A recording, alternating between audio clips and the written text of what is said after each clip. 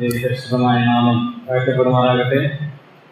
നമുക്ക് ദൈവവചന പഠനത്തിനായി വിളിച്ചു കൂടുവാൻ കർത്താവ് നൽകിയിരിക്കുന്ന അനുഗ്രഹമായ ദൈവത്തെ സ്തുതിക്കുന്നു.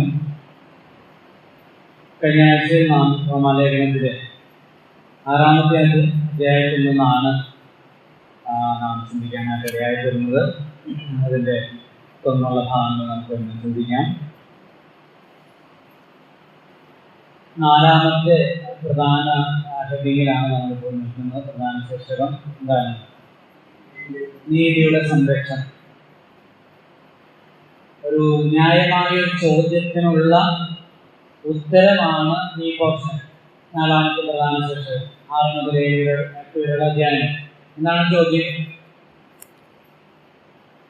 ആദ്യം പറഞ്ഞ, അതിന് തൊട്ട് മുമ്പ് പറഞ്ഞ വിഷയം, പ്രമേയം ആസ്പദമാക്കിയാണ് ചോദ്യം വന്നത്. അതിന് തൊട്ട് മുമ്പ് പറഞ്ഞ പ്രമേയം എന്തായിരുന്നു? നീതീകരണത്തിനായുള്ള ദൈവിക കരുതൽ. എന്താണ് ദൈവിക കരുതൽ? കൃപ, കൃപയാലുള്ള രക്ഷ. ദൈവം കൃപ കരുതി മനുഷ്യൻ എന്ത് ചെയ്യണം? വിശ്വസിക്കണം, അതിൽ ആശ്രയിക്കണം. അപ്പോൾ പ്രവൃത്തി കൂടാതെ, അവിടെയാണ് വിയോജിപ്പ് വരുന്നത്, അവിടെയാണ് ചോദ്യം വരുന്നത്, ആളുകൾക്ക് വിയോജിപ്പ് വരുന്നത്. പ്രവൃത്തി കൂടാതെ മനുഷ്യന്റെ ഭാഗത്തു നിന്ന് യാതൊരു വിധമായ സംഭാവനകളും ഇല്ലാതെ, കോൺട്രിബ്യൂഷൻ ഇല്ലാതെ, കേവലം ദൈവം ഒരുക്കിയ കൃപയിൽ വിശ്വസിക്കുന്നതിനാൽ മാത്രം പാപമോചനം ലഭിക്കുന്നു എന്ന് പറയുമ്പോൾ, അങ്ങനെയാണെങ്കിൽ മനുഷ്യന് എന്തും ചെയ്യാലോ, പാപം ചെയ്യുന്നതിന് എന്താ തെറ്റ്? അതാണ് ഈ ഒടുവിലൊക്കെ ഘോഷം വരുന്നത്. 5-ാം അധ്യായത്തിന് ഒടുവിൽ പറയുന്നത് എന്താ? പാപം പെരുകിയെടുത്ത് കൃപ അത്യന്തം വർദ്ധിച്ചു. അപ്പൊ 6-ാം അധ്യായം ചോദ്യം വന്നു. ചോദ്യം പൗലോസിന്റെ അല്ല, പിന്നെ ന്യായപ്രമാണവാദികളുടെയാണ്. അല്ലെങ്കിൽ പ്രവൃത്തിയും കൂടെ വേണ്ടേ? വിശ്വസിച്ചിട്ട് തോന്നി പോലെ ജീവിച്ചാൽ മതിയോ, ജീവിക്കാമോ എന്ന ചോദ്യത്തിനുള്ള, അല്ലെങ്കിൽ ന്യായപ്രമാണത്തിന്റെ കർമ്മങ്ങൾ കൂടെ ചെയ്ത് സ്വയമായി ആചാരാനുഷ്ഠാനങ്ങളും സൽപ്രവൃത്തികളും ചെയ്ത് പൂർണ്ണതയിലേക്ക്, തികവിലേക്ക്, പെർഫെക്ഷനിലേക്ക് വളരണ്ടേ എന്ന ചോദ്യം. ആ ചോദ്യമാണ് 6-ന്റെ 1. എന്താണ് ആദ്യം ആ ചോദ്യം? എന്താണ്? എന്ത് പറയണ്ടു? കൃപ പെരുകേണ്ടതിന് പാപം ചെയ്യുക എന്നോ? പാപം പെരുകിയെടുത്ത് കൃപ അത്യന്തം വർദ്ധിച്ചു. അങ്ങനെയാണെങ്കിൽ കൃപ പെരുകാൻ എന്ത് ചെയ്താൽ മതി? പാപം ചെയ്താൽ മതിയല്ലോ. അതാണോ നിങ്ങൾ പഠിപ്പിക്കുന്നത്? ന്യായപ്രമാണവാദികൾ പൗലോസിനോട്, കൂട്ടരോട് ചോദിക്കുകയാണ്, നമ്മളോട് ചോദിക്കുന്ന അതേ ചോദ്യമാണ്. കൃപയാലാണ് രക്ഷ. രക്ഷ നഷ്ടപ്പെടുന്നില്ല എങ്കിൽ പാപം ചെയ്യാന്നല്ലേ അതിന്റെ വൈദ്യം? അങ്ങനെ വൈദ്യം അതല്ല. പാപം ചെയ്യാതിരിക്കാനായിട്ട് ഒരു മനുഷ്യന് സ്വാഭാവികമായിട്ട് കഴിവ് ഇല്ല. ദൈവത്തിന്റെ നീതിയുടെ വിശുദ്ധിയുടെ മുമ്പിൽ മനുഷ്യരെല്ലാവരും നഷ്ടപ്പെട്ടവരാണ്, തോറ്റവരാണ്. അവനെ സ്വയമായി പ്രവർത്തിച്ച് നേടാനായിട്ട് കഴിയാത്തത് കൊണ്ടല്ലേ കർത്താവ് വന്നു. ഓക്കെ, അപ്പൊ ഈ ചോദ്യത്തിനുള്ള ഉത്തരമാണ് താഴേക്ക് പറഞ്ഞിരിക്കുന്നത്. എന്താണ് ഉത്തരം? അല്ല, നോക്കാതെ പറഞ്ഞാട്ടെ. കഴിഞ്ഞ നമ്മളെ പറഞ്ഞെന്തോ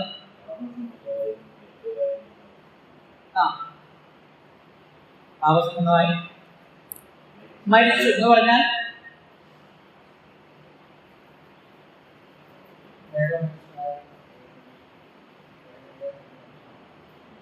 ആ പോർഷനിൽ നമ്മൾ അതിന്റെ ആശയം എന്താ പറഞ്ഞത്?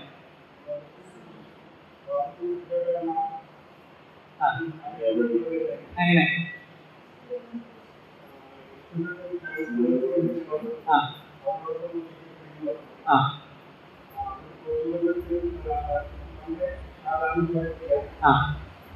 അവന്റെ പുനരുദ്ധാനത്തോടും ഉയർത്തെഴുന്നേറ്റിനോടും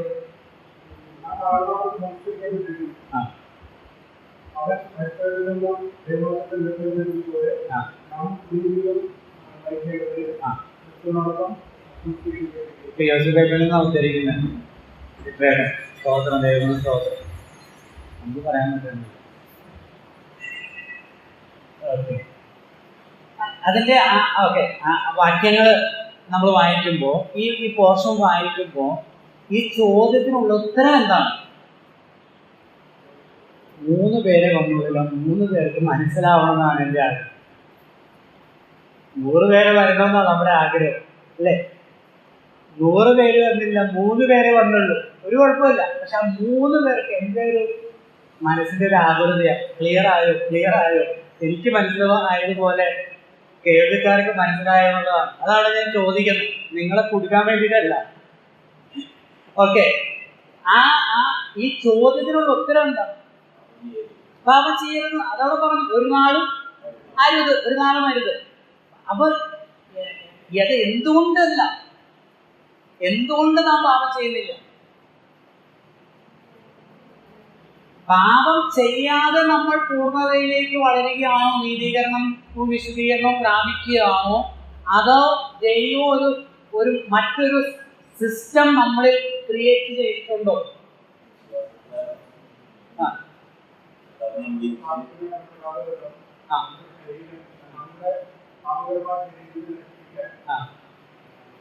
പാപകരമായ ശരീരം അവനോടുകൂടെ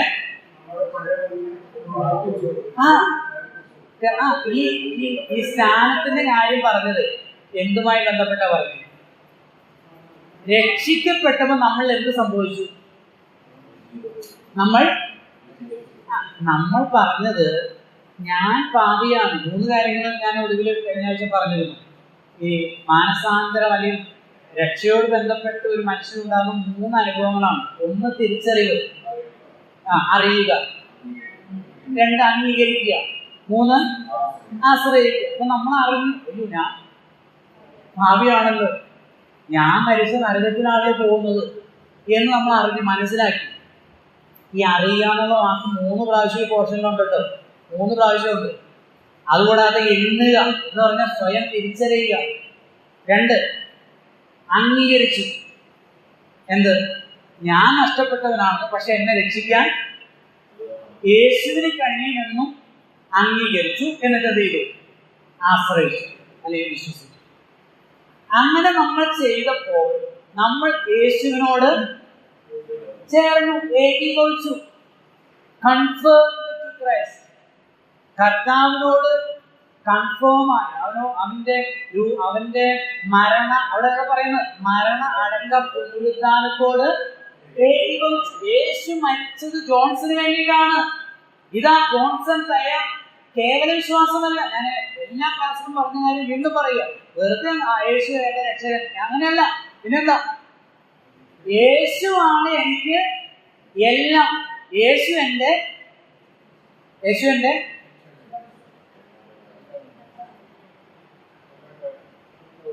കർത്താവ്. യേശു എന്റെ രക്ഷകൻ എന്നല്ല. യേശു എന്ന വാക്കിന്റെ അർത്ഥം എന്താണ്? യേശു എന്ന പേരിന്റെ അർത്ഥം രക്ഷകൻ. യേശുവിനെ രക്ഷകനായിട്ട് വിചാരിക്കണ്ട, അത് നമ്മളുണ്ടാക്കിയതാ. യേശുവിനെ രക്ഷകനും കർത്താവുമായിട്ട് ഞാൻ സ്വീകരിച്ചു എന്നുള്ളത് അല്ല. ഈ റോമാലേഖനം പറയുന്നത് യേശുവിനെ ആരായിട്ട് സ്വീകരിക്കണമെന്നാണ്. യേശുവിനെ ആ പോയിന്റ് ഫിക്സ് ആവട്ടെ കേട്ടോ. അത് ഫിക്സ് ആകണം, അത് ഫീഡ് ചെയ്യണം. യേശുവിനെ ഒരാൾ കർത്താവായിട്ട് സ്വീകരിച്ചാലേ അവൻ എന്തുള്ളൂ? ആത്മരക്ഷയുള്ളൂ, പാപമോചനമുള്ളൂ. അങ്ങനെ കർത്താവായിട്ട് സ്വീകരിക്കുമ്പോൾ പറയുന്നത് എന്താ? എനിക്ക് ഇന്നു മുതൽ എന്റേതായ ഒരു താല്പര്യങ്ങളില്ല, ലക്ഷ്യങ്ങളില്ല, ഉദ്ദേശങ്ങളില്ല.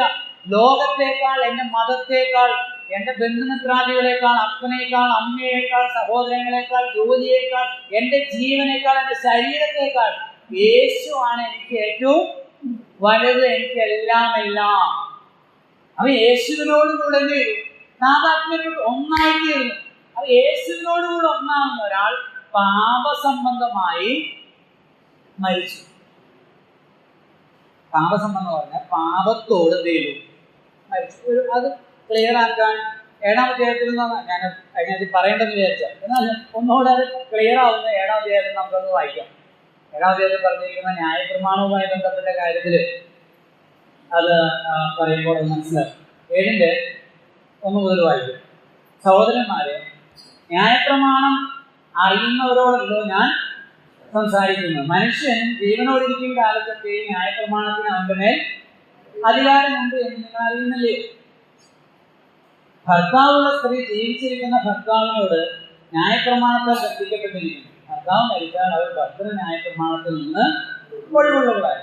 ഭർത്താവ് ജീവിച്ചിരിക്കുമ്പോൾ അവൾ വേറെ പുരുഷനായ വ്യഭിചാരിണി എന്ന് പേര് വരും.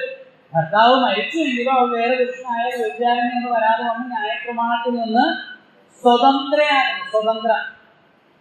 അതുകൊണ്ട് സഹോദരന്മാരെ, നാം ദൈവത്തിന് ഫലം കായ്ക്കുമാറ് മരിച്ചിട്ട് ഉയർത്തെഴുന്നേറ്റവനായ വേറൊരുവനാകേണ്ടതിന്. അതാരാ? മരിച്ചിട്ട് ഉയർത്തെഴുന്നേറ്റ വേറൊരുവനാരാ? കർത്താവ്. ഒന്നുകൂടെ വായിക്കാം.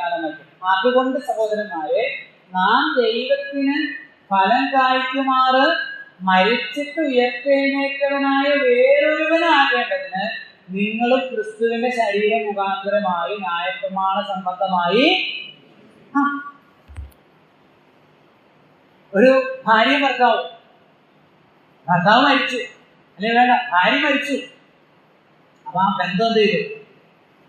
ഇവിടെ മരിച്ചു എന്നതിനാൽ അർത്ഥമാക്കുന്നത് എന്താ?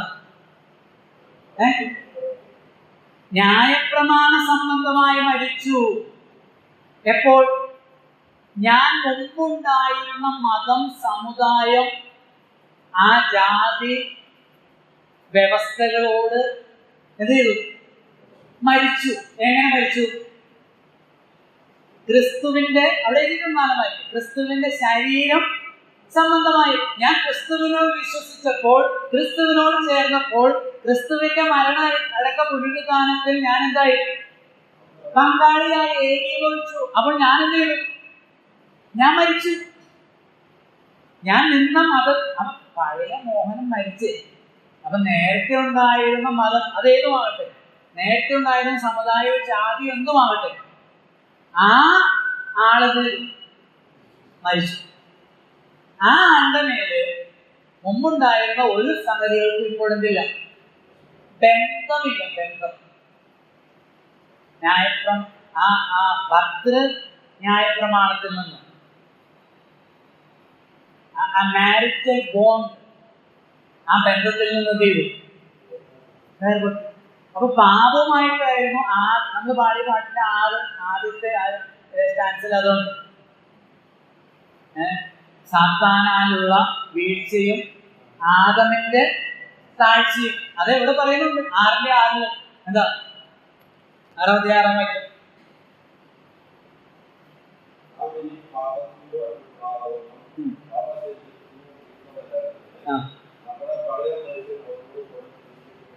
നമ്മുടെ പഴയ മനുഷ്യൻ അവനോടുകൂടെ ചെയ്തു, ക്രൂശിക്കപ്പെട്ടു. എപ്പോ?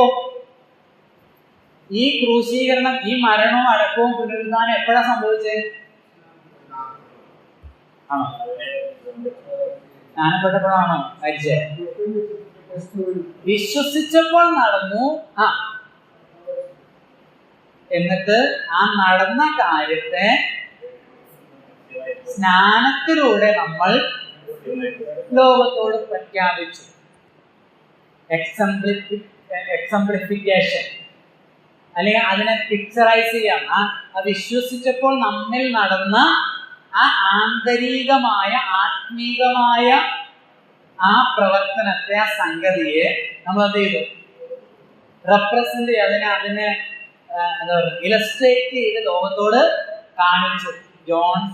പഴയ ജോൺസൺ മരിച്ചു, പാപസംബന്ധമായി മരിച്ചു. അത് ശരിക്കും 5:12 ഏക മനുഷ്യനാൽ പാപവും പാപത്താൽ മരണവും ലോകത്തിൽ. ഇങ്ങനെ എല്ലാവരിലും പാപമുണ്ട്, എല്ലാവരും മരിച്ചവരാണ്. അപ്പൊ ആ പഴയ മനുഷ്യനെ സംബന്ധിച്ച് എന്ത് ചെയ്തു? പഴയ മനുഷ്യൻ ക്രിസ്തുവിനോടുകൂടെ ക്രൂശിക്കപ്പെട്ടു. അപ്പൊ നിങ്ങൾ ഇത് 3-ാം വാക്യം, നിങ്ങൾ ഇത് അറിയുന്നില്ലയോ? 6-ാം വാക്യം, എന്ന് നിങ്ങൾ അറിയുന്നില്ലയോ? 9-ാം വാക്യം, ഡോണ്ട് യു നോ ദാറ്റ്? എന്തറിയുന്നില്ലേ?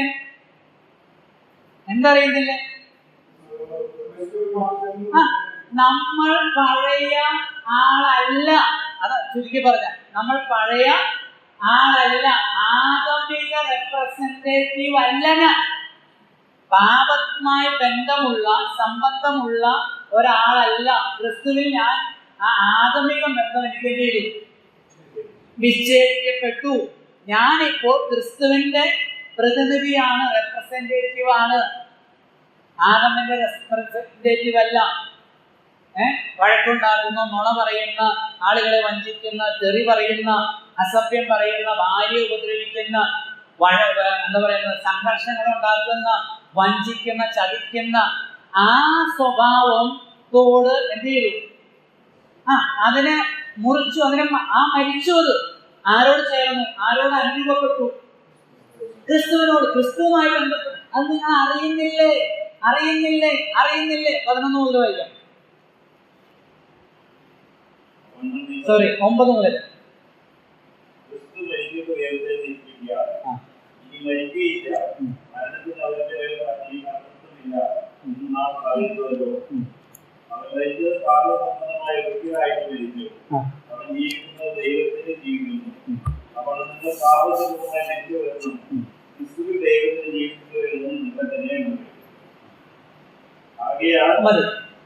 അപ്പൊ ഇവിടെ മറ്റൊരു കാര്യം പറയാണ്. 9, 10, 11 മുതൽ 14 വരെയുള്ള വാക്യങ്ങളിൽ പറയുന്നത് കർത്തൃത്വം. 9 വാക്യം നോക്കി. ക്രിസ്തു മരിച്ചിട്ട് ഉയർത്തെഴുന്നേറ്റിരിക്കാൻ ഇനി മരിക്കുകയില്ല, മരണത്തിന് അവന്റെ മേൽ ഇനി. കാരണം ആ ക്രിസ്തു മരിച്ചത് എന്തുകൊണ്ടാണ്? ക്രിസ്തുവിന് മരിക്കാൻ പറ്റുമോ? ശരി, ദൈവത്തിന് മരിക്കാൻ പറ്റുമോ? ഇല്ല. മനുഷ്യനായി തീർന്നു. പാപജടത്തിന്റെ സാദൃശ്യമുള്ള, പാപമുള്ള ജഡമല്ല, പിന്നെ പാപജടത്തിന് സാദൃശ്യമുള്ള ശരീരം എടുത്തു. 33 വർഷം അവിടെ ജീവിച്ചു. പക്ഷേ യെശയ്യാപ്രവാചകന്റെ ഭാഷയിൽ പറഞ്ഞാൽ യഹോവ നമ്മുടെ എല്ലാവരുടെയും അകൃത്യം അവന്റെ മേൽ ചുമത്തി. ഒരു ഘട്ടം വന്നപ്പോൾ, ആ സമയം വന്നപ്പോൾ പുത്രന്റെ മേൽ നമ്മുടെ എല്ലാവരുടെയും പാപത്തെ ചെയ്തു, ചുമത്തി. അപ്പോൾ അവന് മരിക്കേണ്ടതായി വന്നു. നമ്മള് 2 Corinthians 5:21 പാപം അറിയാത്തവനെ നാം അവനിൽ ദൈവത്തിന്റെ നീതി ആകേണ്ടതിന് അവനെ നമുക്ക് വേണ്ടി പാപമാക്കി. ഇനി വായിച്ച 9 വാക്യം. ക്രിസ്തു ഉയർത്തെഴുന്നേറ്റിരിക്കുക, ഇനി മരിക്കുകയില്ല, മരണത്തിന് അവന്റെ മേൽ ഇനി. അപ്പോ മരണത്തിന്റെ മേല് ക്രിസ്തുവിന്റെ മേല് മരണത്തിന് അധികാരം ഉണ്ടായിരുന്നു? ശരിക്കും ഇല്ല. എന്തുകൊണ്ടാണ് വന്നേ? പാപനിമിത്തം വന്നേ. പക്ഷെ പാപസംബന്ധമായ എന്തെങ്കിലും, അല്ലെങ്കിൽ പാപത്തിന് വേണ്ടി പരിഹാരം വരുത്താൻ മരിച്ചതിനാൽ ഇല്ല, മരണത്തിന് അവന്റെ മേൽ കർത്തൃത്വമില്ല, അധികാരം. അപ്പൊ നമ്മൾ എന്ത് ചെയ്തു? കർത്താവിനോടുകൂടെ നമ്മൾ എന്ത് ചെയ്തു? മരിച്ചു. അപ്പം ഈ മരിച്ചു എന്ന് പറയുന്നതിനാൽ അതിനെ അർത്ഥമാക്കുന്നത് ബന്ധമില്ലാതായത്, നോ റിലേഷൻഷിപ്പ്. 1. 2, കർത്തൃത്വം ഇല്ലാതായി, അധികാരം ഇല്ലാതായി. പാപത്തിന് നമ്മുടെ മേൽ എന്തില്ല? മരണത്തിന് നമ്മുടെ മേൽ എന്തില്ല? അധികാരമില്ല. അത് നിങ്ങൾ അറിയുന്നില്ലേ? അതെങ്ങനെയാണ് ചോദിക്കുന്നത്? എന്ന് നാം അറിയുന്നുവല്ലോ. കർത്താവ് വായിക്കുന്നു. അവൻ മരിച്ചത് പാപസംബന്ധമായി ഒരിക്കലായിട്ട് മരിച്ചു. അവൻ ജീവിക്കുന്നു, ദൈവത്തിന് ജീവിക്കുന്നു. അവണ്ണം നിങ്ങളും പാപസംബന്ധമായി മരിച്ചവരെന്നും ക്രിസ്തുവേശു ദൈവത്തിൽ ജീവിക്കുന്നവരെന്നും നിങ്ങളെ തന്നെ എണ്ണുവിൻ. എന്ന് പറയുന്നത് എന്താ? റെക്കൺ അല്ലേ? റെക്കൺ എന്നല്ലേ? റെക്കൺ എന്ന് പറയുന്നത് എന്താ? നിങ്ങളെ തന്നെ കരുതുക, നിങ്ങളെ തന്നെ വിചാരിക്കുക, നിങ്ങളെ തന്നെ കണക്കിലെടുക്കുക, കൺസിഡർ ചെയ്യുക. നിങ്ങളെ തന്നെ ആരായിട്ട് കൺസിഡർ ചെയ്യണം? പാപത്തോട് മരിച്ചവർ. Dead to sin before we were dead in sin. പാപത്തിൽ മരിച്ചവരായിരുന്നു. ഈ 20ാമത്തെ വാക്യത്തിൽ പറയുന്നുണ്ട്, അങ്ങനെ പാപത്തിൽ മരിച്ച സമയത്ത് നീതി സംബന്ധമായി നമ്മൾ സ്വതന്ത്രരായിരുന്നു എന്നാണ്. 20ാമത്തെ വാക്യം നോക്കി.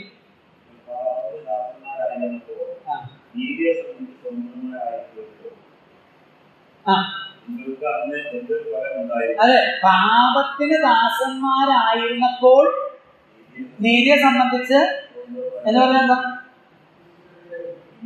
നീതിയുമായിട്ട് നേരെ വിരിത, നീതിയുമായിട്ട് നമുക്ക് ബന്ധമില്ല. പാപത്തിൽ മരിച്ചവരായിരുന്നു. നമ്മൾ ക്രിസ്തുവിൽ മരിച്ചപ്പോൾ പാപത്തുമായിട്ട് എന്തില്ല. നേരത്തെ പാപത്തിൽ മരിച്ചവരായിരുന്നു, ഇപ്പോൾ നമ്മൾ ക്രിസ്തുവിൽ മരിച്ചു. ക്രിസ്തുവിൽ മരിച്ചപ്പോൾ ക്രിസ്തുവുമായിട്ട് ബന്ധം. ഓക്കെ, ക്രിസ്തുവിൽ മരിക്കുക എന്ന് പറഞ്ഞാൽ എന്റെ ബാക്കി എല്ലാ കാര്യങ്ങൾക്കും, എന്റെ ജീവിതത്തിന്റെ എല്ലാ കാര്യങ്ങളുടെ മേലും അധികാരം കൊടുക്കുന്ന ആരാ? ക്രിസ്തുവാണ്. പാപത്തിൽ മരിച്ചപ്പോൾ ആരായിരുന്നു? പാപമായിരുന്നു. ഓക്കെ, ക്ലിയർ ആവുന്നുണ്ടോ? പാപത്തിൽ മരിച്ചപ്പോൾ എന്നെ നിയന്ത്രിക്കുകയും നയിക്കുകയും ചെയ്യുന്ന ആരാണ്? പാപം. അപ്പൊ എനിക്ക് നീതി സംബന്ധമായി ഞാൻ സ്വതന്ത്രനായിരുന്നു, നീതിയുമായിട്ട് എനിക്ക് ബന്ധമില്ലായിരുന്നു.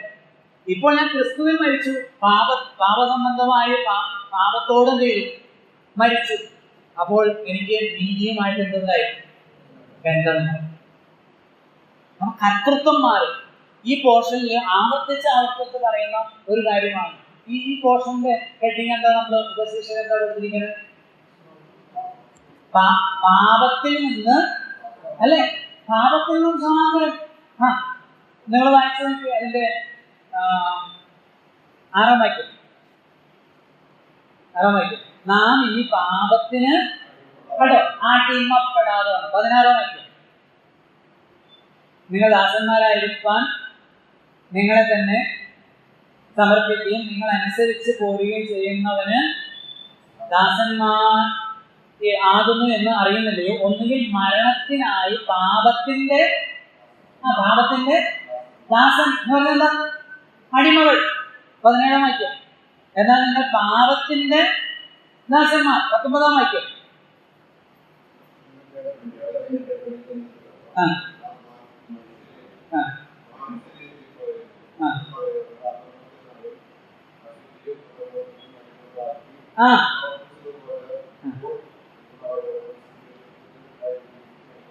അടിമകൾ. നേരത്തെ എന്താ? ആരുടെ അടിമകളായിരുന്നു? പാപത്തിന്റെ, അശുദ്ധിക്കും അധർമ്മത്തിന്റെയും അടിമകളായിരുന്നു. ഇപ്പോൾ നീതിയുടെ അടിമകൾ. ചില ആളുകളുടെ ഒരു ചിന്താഗതി എന്ന് പറയുന്നത് പാപത്തിൽ നിന്ന് സ്വാതന്ത്ര്യം പ്രാപിച്ചു. ഓക്കെ, നമ്മൾ പാപത്തിൽ നിന്ന് എന്ത് പ്രാപിച്ചു? സ്വാതന്ത്ര്യം പ്രാപിച്ചു. അതിന്റെ അർത്ഥം നമ്മൾ എങ്ങുമല്ല എന്നാണോ? അതല്ല, എങ്ങുമല്ല എന്നുള്ളതല്ല. പിന്നെ നമ്മളെ തന്നെ നമ്മൾ എന്ത് ചെയ്തു? ക്രിസ്തുവിന്റെ കർത്തൃത്വത്തിന് വിധേയപ്പെടുത്തി നമ്മുടെ അവയവങ്ങളെ, നമ്മുടെ ശരീരത്തെ, നമ്മുടെ ജീവിതത്തെ നീതിയുടെ അടിമകളാക്കി, ദാസന്മാരാക്കി എന്ത് ചെയ്തു? സമർപ്പിച്ചു. ഒരു കാര്യം എപ്പോഴും ഓർക്കണം ക്രിസ്തു വിശ്വാസികൾ. എന്താണത്? ലോകത്തിൽ മനുഷ്യൻ എന്തിൻ്റെയെങ്കിലും അടിമയായിരിക്കും, അല്ലെങ്കിൽ ദാസനായിരിക്കും, എന്തിൻ്റെയെങ്കിലും കീഴിലായിരിക്കും. ഒരുവൻ തന്നെ ദൈവത്തിൻ്റെയും നീതിയുടെയും വിശുദ്ധിയുടെയും സത്യത്തിൻ്റെയും ദാസനായി, ശുശ്രൂഷകനായി അല്ലെങ്കിൽ അടിമയായി സമർപ്പിക്കുന്നില്ല എങ്കിൽ അവനെ മറുവശം എന്ത് ചെയ്യും? കീഴ്പ്പെടുത്തും. മറുവശം എന്താ? പാപം, സാത്താൻ, അശുദ്ധി, അസത്യം, നീതികേട് അവന് കീഴ്പ്പെടുത്തിയിരിക്കും. അപ്പോൾ പാപത്തിൽ നിന്ന് സ്വാതന്ത്ര്യം വരുത്തിയിട്ട് ദൈവം ചെയ്ത കാര്യം നമ്മെ നീതിയുടെ ദാസന്മാരാക്കി തീർന്നു. നീതിയുടെ ദാസന്മാർ എന്നുള്ള വാക്ക് ആവർത്തിച്ച് അവിടെ പറയുന്നുണ്ട്. 9-ാം വാക്യത്തില്, 14-ാം വാക്യം, വാഴുക എന്നുള്ള വാക്ക് എല്ലാം ആവർത്തിച്ച് വരുന്നുണ്ട്. നിങ്ങൾ വായിച്ച് നിങ്ങൾ തന്നെ അത് ക്രമത്തിൽ ഓരോ ഗ്രൂപ്പുകളായി തിരിച്ച് ക്രമത്തിൽ അത് എഴുതി പഠിക്കാനായിട്ട് കർത്താവ് സഹായിക്കും. നമുക്ക് മുന്നോട്ട് പോകാം. അപ്പോൾ നിങ്ങളത് അറിയണം. പാപത്തെ ജയിച്ച് ജീവിക്കാനായിട്ട് സഹായിക്കുന്ന അങ്ങനെയാണെങ്കിൽ എന്താണ്? ചോദ്യത്തിനുള്ള ഉത്തരം പാപം ചെയ്യരുതെന്നതാണ്. പക്ഷെ എന്തുകൊണ്ട് ചെയ്യുന്നില്ല?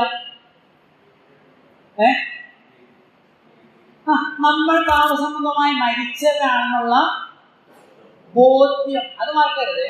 നമ്മൾ പ്രയത്നിച്ചിട്ടല്ല, പിന്നെ തിരിച്ചറിവ്.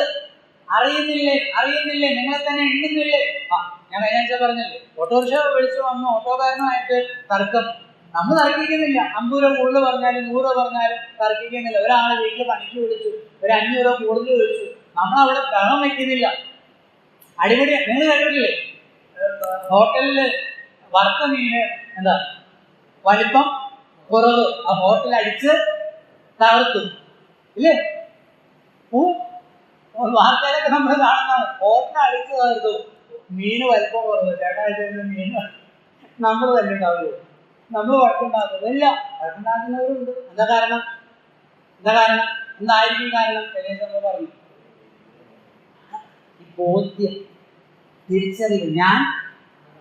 ഞാൻ മരിച്ചല്ലോ, വഴക്കുണ്ടാക്കുന്ന ജോൺസൺ മരിച്ചല്ലോ, ക്രിസ്തു വഴക്കുണ്ടാക്കിയല്ലോ, ഞാൻ ക്രിസ്തുവിനോട് ഏകീകരിച്ചു, ക്രിസ്തുവിന്റെ റെപ്രസെന്റേറ്റീവാണ്, പ്രതിനിധിയാണ്, ആദമിന്റെ പ്രതിനിധിയല്ല. അപ്പൊ ഇവനത് ഓർമ്മ വന്നു, നമ്മുടെ പയ്യന്, ചെറുക്കൻ, ആര്? മുടിയനായ പുത്രൻ. അന്ന് ഓർമ്മ വന്നു, അയ്യോ ഞാൻ ആരുടെ മകനാണ്? ഇവിടെ കിടന്ന് അന്ന് തിന്നുന്ന ആളുകളെ തിന്നുന്ന ആളല്ലല്ലോ. അവനത് ഓർമ്മ വന്നു, തിരിച്ചറിവ്. അവന് ഓർമ്മ വന്നു, അവൻ മടങ്ങി വന്നു. നമ്മളതാ ചെയ്യേണ്ടത്, അത്രേ ഉള്ളൂ. അല്ലാതെ പിന്നെ നമ്മൾ മല്ലു പിടിച്ച് നമ്മൾ ഞാനിങ്ങനെ ചെയ്യത്തില്ല പറയണ്ട. അത് ആരും പറയണ്ട. അങ്ങനെ പറയാൻ എവിടെയും പ്രമാണമുണ്ടോ? ഞാൻ ഇനി ചെയ്യില്ല എന്നാണ് പറയേണ്ടത്. മുടിയനായ പുത്രൻ വന്നിട്ട് പറഞ്ഞു, അപ്പ അതെ ഇനി ഞാൻ അങ്ങനെ ചെയ്യില്ല. അങ്ങനെ പറഞ്ഞോ ഇല്ല.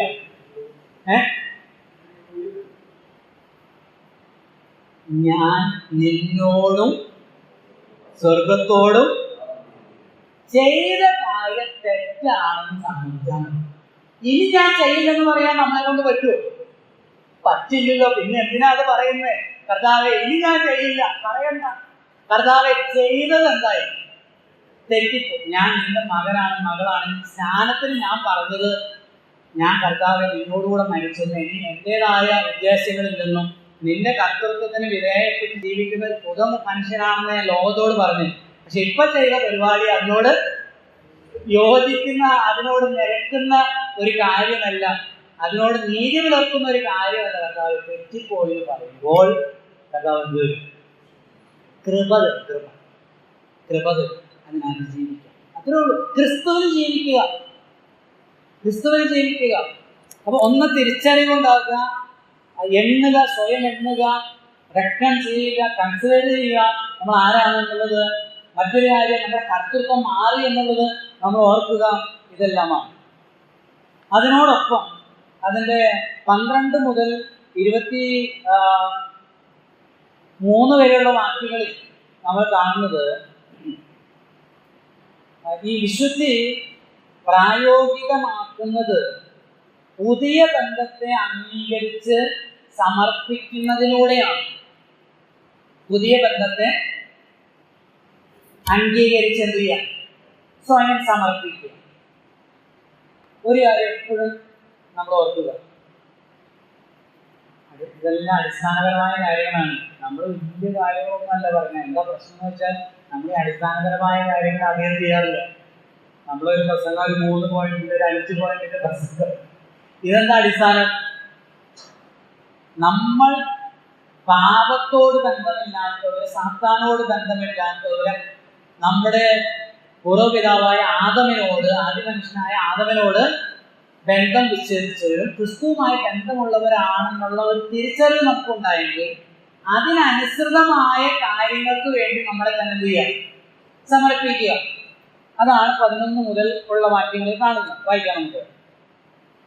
റോമാലേഖനം 6-ാം അധ്യായത്തിന്റെ 12 മുതലുള്ള വാക്യങ്ങളാണ്.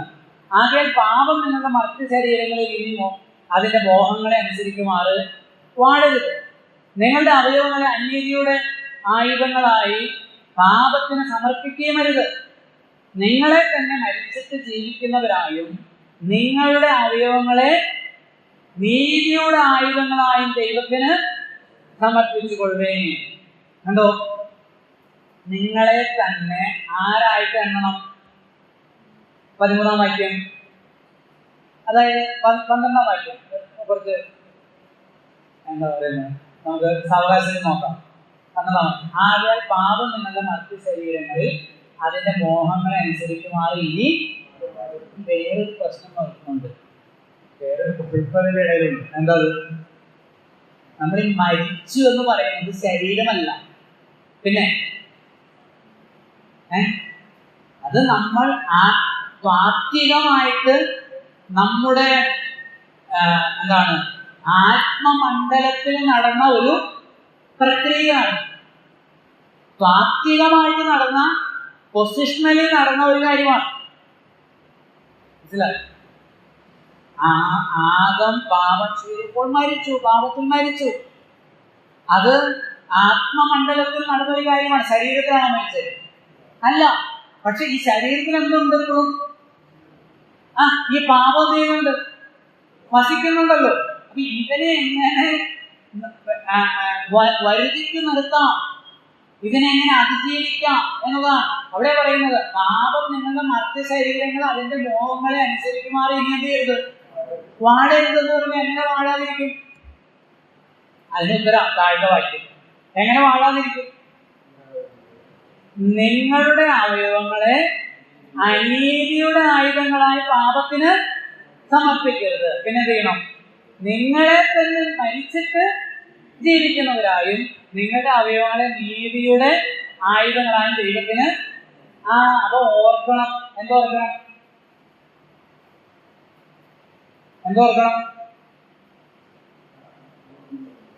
ഞാൻ മരിച്ച ആളാണ്. നിങ്ങളെ തന്നെ മരിച്ചിട്ട് ജീവിക്കുന്നവരായി. അയ്യോ ഞാൻ മരിച്ച ആളാണ്,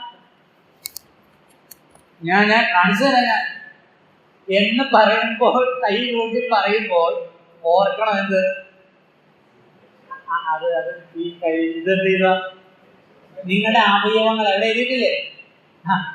മരിച്ചിട്ട് ജീവിക്കുന്നവരായും നിങ്ങളുടെ അവയവങ്ങളെ നീതിക്ക് ആയുധങ്ങളായി സമർപ്പിക്കും. ഈ കയ്യ് പൊങ്ങുന്നത്, ഈ വായി സംസാരിക്കുന്നത്, ഈ കണ്ണ് കാണുന്നത്, ചെവി കേൾക്കുന്നത്, ഈ നാവ് കൊണ്ട് ഉച്ചരിക്കുന്ന കാര്യങ്ങൾ പാപത്തിന്റെ അനീതിയുടെ ആയുധമായിട്ട് ആകരുത്.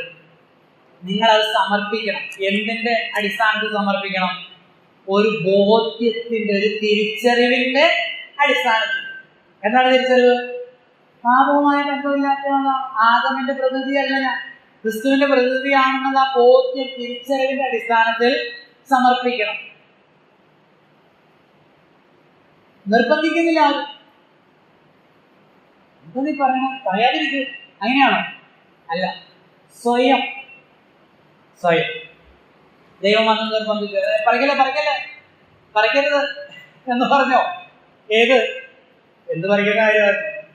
പഴം പറഞ്ഞോ?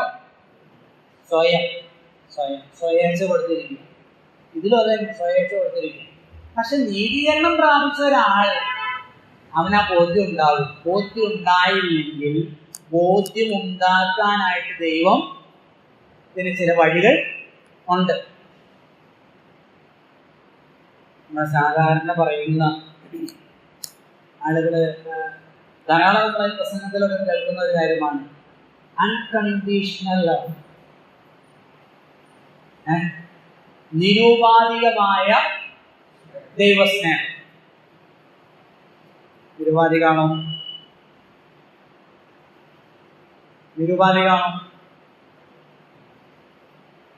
Is God's love is unconditional?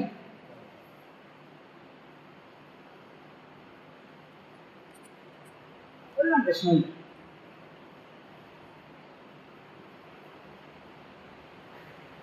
ആണോ?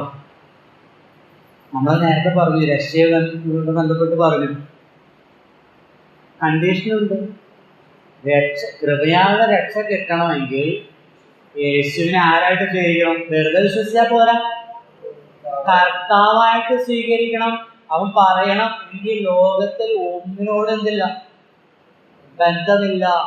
ഒന്നിനോട് ബന്ധമില്ലെന്ന് പറഞ്ഞാൽ കർത്താവ് പറഞ്ഞു, ഒരുവൻ എൻ്റെ അടുക്കൽ വരികയും എന്നേക്കാൾ അധികം അപ്പനെയോ അമ്മയോ സഹോദരങ്ങളെയോ സ്വന്തം ജീവനെയോ നിലങ്ങളെയോ സ്നേഹിക്കുന്നവൻ എൻ്റെ ശിഷ്യ. അപ്പൊ ഇതിനേക്കാൾ അധികമായി എന്നെ സ്നേഹിക്കണം. പ്രഥമ സ്ഥാനം, ഒന്നാം സ്ഥാനം കർത്താവിന് കൊടുക്കുന്ന യേശു മാത്രം.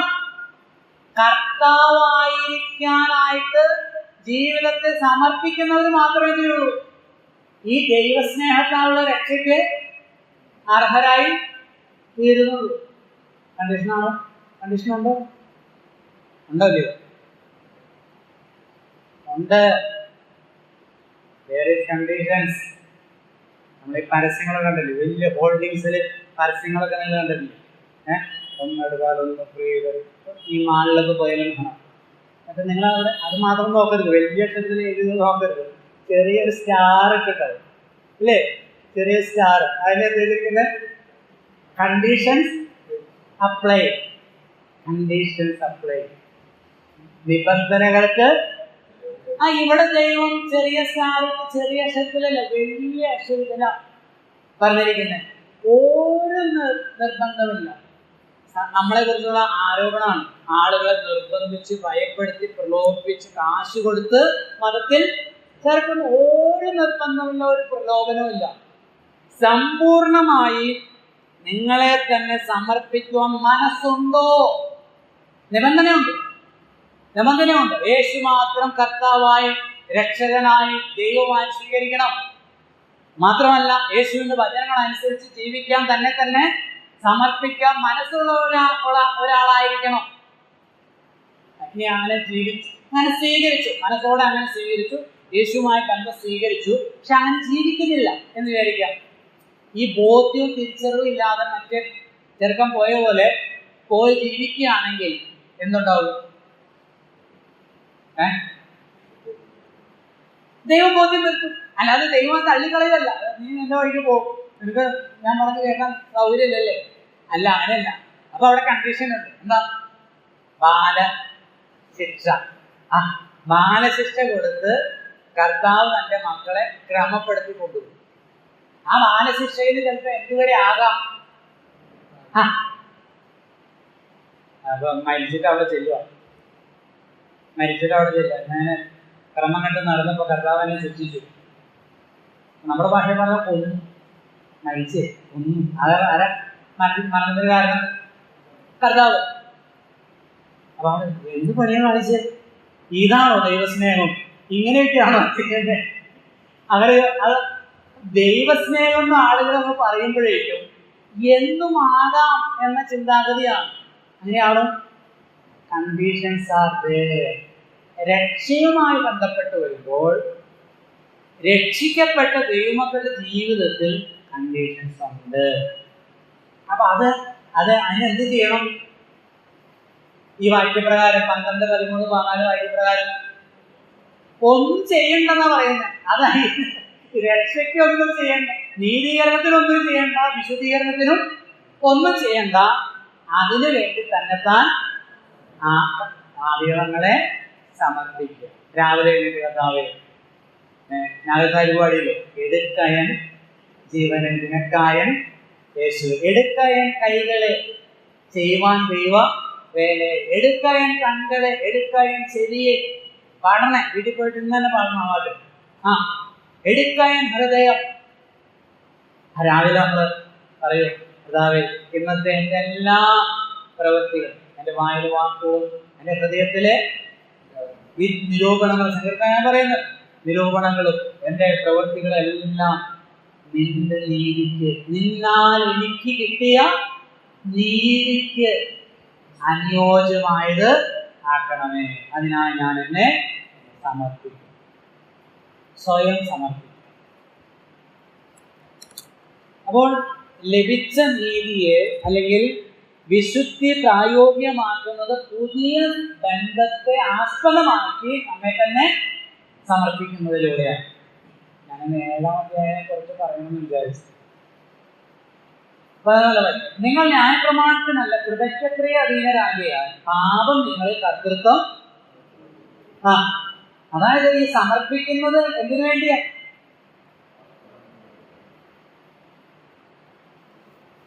നീതിക്ക്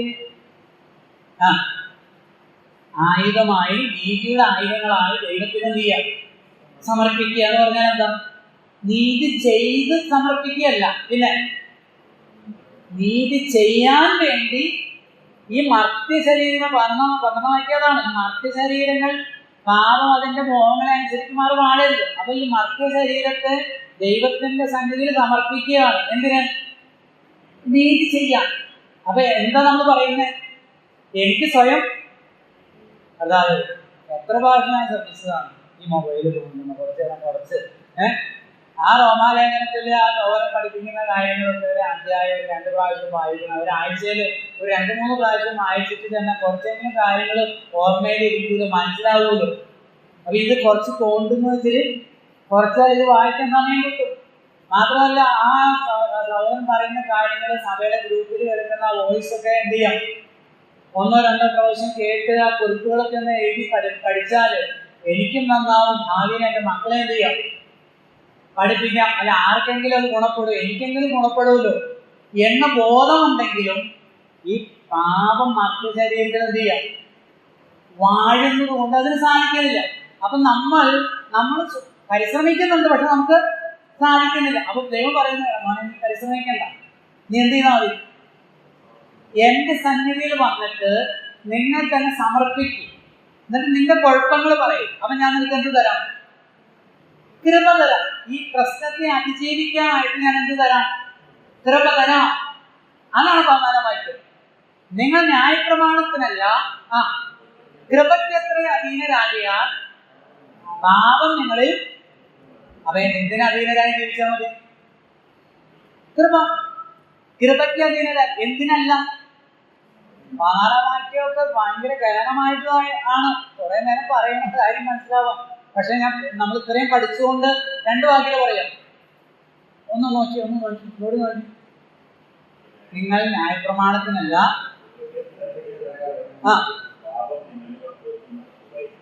പാപം ആരില് കർത്തൃത്വം നടത്തും. ആ വാക്യത്തിൽ തന്നെ നോക്കിയാൽ കൃപയില്ലാത്തവര്. ഒന്ന് അത് കറക്റ്റാ, കൃപയില്ലാത്തവര്. പിന്നെ ഒന്നുകൂടെ ഉണ്ട്,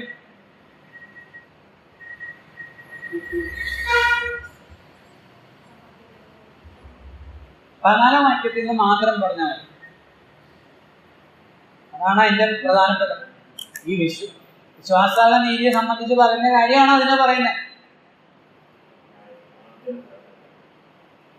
നിങ്ങൾ ന്യായപ്രമാണത്തിനല്ല കൃപയ്ക്കത്ര അധീനനാകിയാൽ പാപം നിങ്ങളിൽ കർത്തൃത്വം നടത്തുകയില്ല.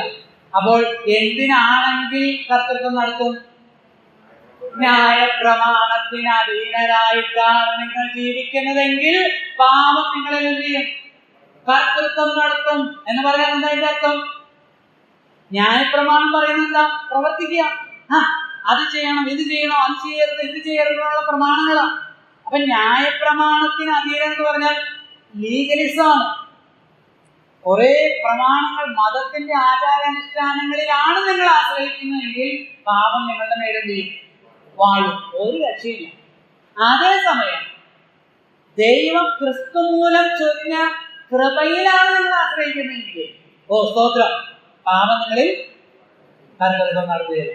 അപ്പൊ എന്തുമാത്രം സ്വയത്തിൽ ആശ്രയിക്കുന്നുവോ അത്രമാത്രം പാപം നമ്മുടെ മേൽ വാഴും. എന്തുമാത്രം നമ്മൾ കൃപയുടെ താഴേക്ക് നമ്മളെ കൊണ്ടുവരുന്നുവോ നമ്മുടെ മേൽ കൃപ വാഴും, പാപതീല. അതിന്റെ ഗ്രാഫ് കൂടുതൽ കുറയുകയും ചെയ്യുന്ന അങ്ങനെയാണ്. നമ്മൾ എന്തുമാത്രം ദൈവകൃപയിൽ ആശ്രയിക്കുകയും നമ്മുടെ അവയവങ്ങളെ നീതിക്കാൻ സമർപ്പിക്കുകയും ചെയ്യുമ്പോൾ അത്രമാത്രം നമുക്ക് വിശുദ്ധിയിലും നീതിയിലും വളരുവാനും ക്രിസ്തുവിന്റെ സ്വരൂപത്തോട് അനുരൂപപ്പെടുവാനും സാധിക്കും.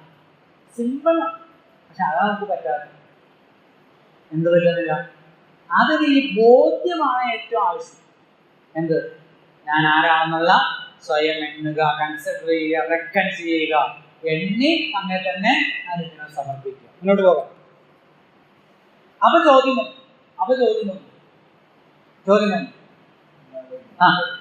എന്നാൽ എന്ത്? ന്യായപ്രമാണത്തിനല്ല കൃപയ്ക്കത്ര അധീനരാകിയാൽ നാം പാപം ചെയ്യുകയെന്നോ. അതായത് ഇവിടെ 14 വാക്യത്തിന് ഒരു വ്യംഗ്യമുണ്ട്. എന്താ വ്യംഗ്യം?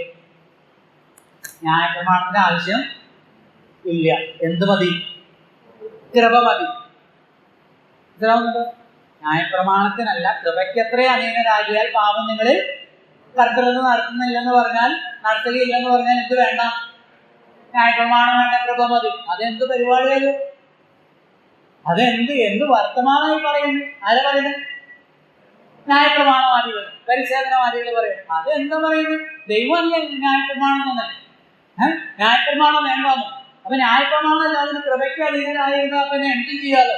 അപ്പൊ ദൈവം തന്നോളും, കൃപ തന്നോളും. അതല്ല നിങ്ങൾ പറയുന്നേ. അല്ല, അതല്ല ചോദ്യം. അതാണ്. എന്നാലും എന്ത് ന്യായപ്രമാണത്തിനല്ല, കൃപയ്ക്കത്രേ അധീനനാക്കിയാൽ നാം പാപം ചെയ്യുക എന്നോ ഒരു നാളും അരുത് എന്ന് പറഞ്ഞാൽ അങ്ങനെ അല്ല എന്നാണ് എൻ്റെ അർത്ഥം. ഒരിക്കലും അല്ല. നിങ്ങൾ ദാസന്മാരായി അനുസരിപ്പാൻ നിങ്ങളെ തന്നെ സമർപ്പിക്കുകയും നിങ്ങൾ അനുസരിച്ച് പോരുകയും ചെയ്യുന്നവന് ദാസന്മാരാകുന്നു എന്നറിയുന്നില്ലയോ. ഒന്നുകിൽ മരണത്തിനായി പാപത്തിന്റെ ദാസന്മാർ, അല്ലെങ്കിൽ നീതിക്കായി അനുസരണത്തിന്റെ ദാസന്മാർ.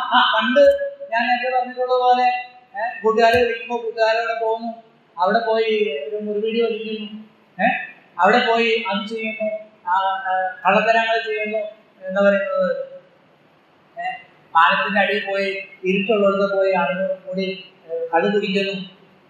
അപ്പൊ എന്നിട്ട് ഇന്നത്തെ ഈ കാലഘട്ടത്തിന്റെ രീതി അനുസരിച്ച് പറഞ്ഞാൽ അതൊക്കെ എൻ്റെ ഇഷ്ടം. ഞാൻ മണിയെടുക്കുന്നു, കാശ് ഉണ്ടാക്കുന്നു, ഞാൻ കള്ളു കുടിക്കും. സത്യത്തിൽ അങ്ങനെയല്ല. പിന്നെ ഞാൻ കർത്താവ് പറഞ്ഞു, യോഹന്നാൻ 8:34, പാപം ചെയ്യുന്നവൻ പാപത്തിന്റെ ദാസനാണ്. അതവിടെ പറഞ്ഞിരിക്കുന്നത്. കാരണം ആ വ്യക്തിയുടെ അവയവങ്ങളെ പാപത്തിന്റെ അടിമത്വത്തിനായി, പാപത്തിന്റെ ദാസ്യത്വത്തിനായിട്ട് എന്തിരിക്കുക, അവയവങ്ങളായി സമർപ്പിച്ചിരിക്കുക. സ്വയേച്ഛ കൊണ്ട് ചെയ്യുന്നതല്ല. അങ്ങനെയാണെങ്കിൽ സ്വയേച്ഛ കൊണ്ട് എന്തുകൊണ്ട് മോചനം കിട്ടുന്നില്ല? സ്വയേച്ഛ കൊണ്ടല്ല ചെയ്യുന്നതെങ്കിൽ, സ്വയേച്ഛയാലാണ് ചെയ്യുന്നതെങ്കിൽ സ്വയം പരിശ്രമിച്ചിട്ട് എന്തുകൊണ്ടാണ് മോചനം കിട്ടാതെ? കിട്ടുകയില്ല. പാപത്തിന്റെ ദാസനാണ്. അപ്പൊ എന്തുണ്ടായി? നമ്മൾ അങ്ങനെ ആയിരുന്നു. പക്ഷെ ഇപ്പൊ എന്തുണ്ടായി? എന്നാൽ നിങ്ങൾ പാപത്തിന്റെ ദാസന്മാരായിരുന്നുവെങ്കിലും നിങ്ങളെ പഠിപ്പിച്ച ഉപദേശ രൂപത്തെ ഹൃദയപൂർവം അനുസരിച്ച് പാപത്തിൽ നിന്ന് സ്വാതന്ത്ര്യം ലഭിച്ച് നീതിക്ക് ദാസന്മാരായി തീർന്നത് കൊണ്ട് ദൈവത്തിന് സ്തോത്രം. നമ്മൾ എങ്ങനെയാ സ്വാതന്ത്ര്യം പ്രാപിച്ച്? നമ്മളെ പഠിപ്പിച്ച ഉപദേശ രൂപത്തെ ഹൃദയപൂർവം ചെയ്തു കൈക്കൊണ്ട്. യേശുവാണ് രക്ഷകൻ, യേശുവാണ് കർത്താവ്, യേശുവിന്റെ കൃപയാണ് നമ്മെ രക്ഷിക്കുന്നത്, പാപത്തിൽ നിന്ന്, പാപത്തിന്റെ ശിക്ഷയായ മരണത്തിൽ നിന്ന് രക്ഷിക്കുന്നു എന്ന് പറഞ്ഞപ്പോൾ നമ്മളത് ഹൃദയപൂർവ്വം കൈക്കൊണ്ടതിനാൽ പാപത്തിൽ നമുക്ക് എന്ത് കിട്ടി? സ്വാതന്ത്ര്യം കിട്ടി. എന്ന് പറഞ്ഞാൽ ഇപ്പോൾ ആരല്ല? പാപത്തിന്റെ ദാസന്മാരല്ല, പാപവുമായിട്ട് ബന്ധമില്ല. 19, നിങ്ങളുടെ ജഡത്തിന്റെ ബലഹീനത നിമിത്തം ഞാൻ മനുഷ്യരിൽ പറയുന്നു, നിങ്ങളുടെ അവയവങ്ങളെ അധർമ്മത്തിനായി അശുദ്ധിക്കും അധർമ്മത്തിനും അടിമകളായി സമർപ്പിച്ചതുപോലെ ഇപ്പോൾ നിങ്ങളുടെ അവയവങ്ങളെ വിശുദ്ധീകരണത്തിനായി നീതിക്ക് അടിമകളാക്കി സമർപ്പിക്കുകയും. നേരത്തെ എങ്ങനെയാ പാപത്തിന്റെ ദാസന്മാരായപ്പോൾ അവയവങ്ങളെ എങ്ങനെയാണ് സമർപ്പിച്ചത്? ജയ് വിളിക്കാനും, ഒളി പിടിക്കാനും, മുഷ്ടി എഴുതാനും, ആളുകളെ ഭീഷണിപ്പെടുത്താനും, കോപിക്കാനും, കൈ ചൂണ്ടാനും ഒക്കെ എങ്ങനെയായിരുന്നു ഉപയോഗിച്ചത്? എന്ന് മാത്രമല്ല, ശരീരത്തിന്റെ എല്ലാ അവയവങ്ങളും ഉപയോഗിച്ച് തിന്മയുടെ അവയവങ്ങളായ ആയുധങ്ങളായി ഉപയോഗിച്ച് എങ്ങനെയായിരുന്നോ അതുപോലെ നീതിയുടെ അവയവങ്ങളായി അതിനെന്ത് ചെയ്യണം?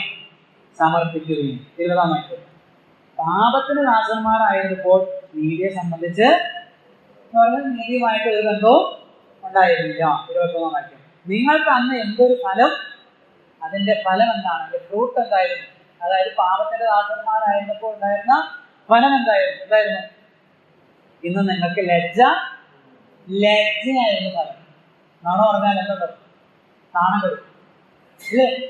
ഏത് പാപത്തിന്റെയും ആദ്യത്തെ പാപം എടുക്കാൻ പോരെ? പിന്നെ എന്തിനായിരുന്നു നമ്മൾ കൂടുതൽ വിശദീകരിക്കുന്നത്? ആദ്യത്തെ പാപം എടുത്ത് എന്താ? നാണം, ലജ്ജ. അതാണ് ഈ ലോകത്തിൽ കിട്ടുന്നത്. പിന്നെ ലജ്ജയായിരുന്നു ഫലം. അതിന്റെ അവസാനം മരണം. പാപത്തിന്റെ ആ ശമ്പളമായ മരണം, നിത്യമായ മരണം. 22 എന്നാൽ ഇപ്പോൾ പാപത്തിൽ നിന്ന് സ്വാതന്ത്ര്യം ലഭിച്ച് ദൈവത്തിന്റെ ദാസന്മാരായിരിക്കാൻ നിങ്ങൾക്ക് ലഭിക്കുന്ന ഫലം വിശുദ്ധീകരണം. നീതീകരണം കൃപയാൽ ലഭിച്ചു, വിശ്വാസത്താൽ ലഭിച്ചു.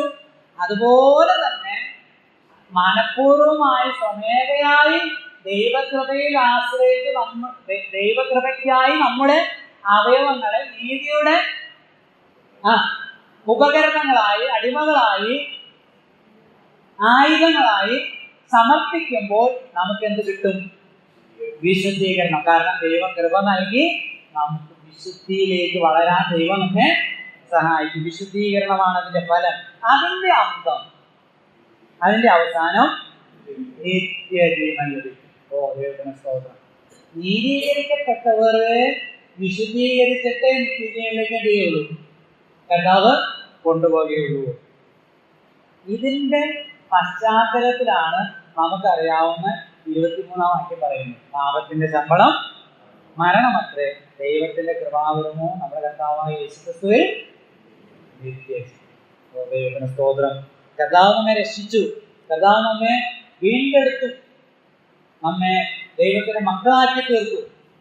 നമുക്ക് സ്വമേധയായിട്ട് വിടുതൽ ലഭിക്കാൻ കഴിയാതിരുന്ന ദാസ്യത്വത്തിൽ നിന്ന്, പാപത്തിന്റെയും മരണത്തിന്റെയും പൈശാചിന്റെയും ഇരുട്ടിന്റെയും ശാപത്തിന്റെയും സകലവിധമായ ദാസ്യത്വത്തിൽ നിന്നും ക്രിസ്തുവിന്റെ കൃപയാൽ നമ്മെ വിടുവിച്ചു. നമ്മെ ആരാക്കി തീർത്തു?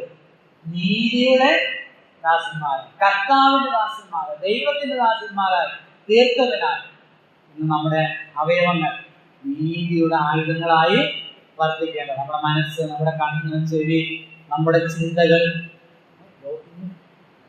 ഏറ്റവും അധികം പാപം ലോകത്തിലേക്ക് കടത്തിവിടാൻ പിശാച് ഉപയോഗിക്കുന്ന ഒരു കാര്യമാണെന്ത്? ചിന്ത, മനസ്സ്. ഈ ഹൗവാമ്മച്ചിയെ വീഴ്ത്തിയത് അതില. ഇങ്ങനെ ചാറ്റ് ചെയ്ത് പറഞ്ഞ് അതാണ് നല്ലത്, ആ വഴിക്ക് പോയാൽ മതി, അതായിരിക്കും ഏറ്റവും നല്ലത്.